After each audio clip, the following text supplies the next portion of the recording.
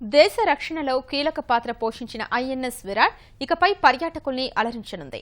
ఈ యుద్ధ నౌకను పర్యాటకులకు పరిచయం చేసేందుకు రాష్ట్ర ప్రభుత్వం నిర్దిష్ట ప్రణాళికను కేంద్రానికి సమర్పించింది.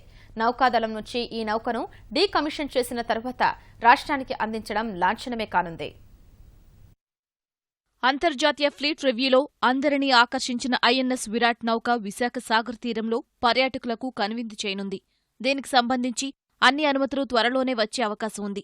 అత్యంత విశాలమైన ఈ నౌకను పర్యాటకుల విడిది, మ్యూజియంగా నిర్వహించేందుకు రాష్ట్ర ప్రభుత్వం ప్రణాళికలు రచిస్తోంది. కన్సల్టెన్సీలను నియమించి ప్రాజెక్టు నివేదికను సిద్ధం చేయనుంది. నౌకను విశాఖ బీచ్లో ఉంచి ఉడాకే నిర్వహణ బాధ్యతలను కూడా అప్పగించాలని రాష్ట్ర ప్రభుత్వం నిర్ణయించింది. దీనికి సుమారు 2 కోట్లు ఖర్చు కానుందని అధికారులు అంచనా వేస్తున్నారు. అది యూనిక్నెస్ స్టడీ కోసం ఈ నెల 19-20 తారీఖుల్లో బొంబాయిలో టీమ్ ఆఫ్ ఆఫీసర్స్ మన ఊడా నుండి, టూరిజం నుండి, అలాగే నేవీ నుండి, పోర్ట్ నుండి వాళ్ళు వెళ్తున్నారు. ఏ పారామీటర్స్, ఏ ఐటమ్స్ ఉండాలా, సైట్ ఎలా ఉండాలా, విరాట్ పెట్టేటప్పుడు ఆ సైట్ ఏ రకమైన కండిషన్స్కి సూటబుల్ ఉండాలో సైట్ సెలెక్షన్ అయిన తర్వాత మనం టెండర్కి వెళ్ళి దాని అదర్ డిపిఆర్స్ చేసి ప్రాజెక్ట్ డిపిఆర్ చేస్తాం. విరాట్ను దక్కించుకునేందుకు చాలా రాష్ట్రాలు పోటీపడ్డాయి. కేంద్రం మాత్రం ఏపీ వైపే మొగ్గు చూపింది. ఈ క్రమంలో కేంద్రం రాష్ట్ర ఉన్నతాధికారులు, తూర్పు నౌకాదళ ప్రధానాధికారితోనూ పలుమార్లు చర్చించింది. విశాఖ నగరం దీనికి అనువుగా ఉంటుందని భావించి రాష్ట్రానికి ఇచ్చారు.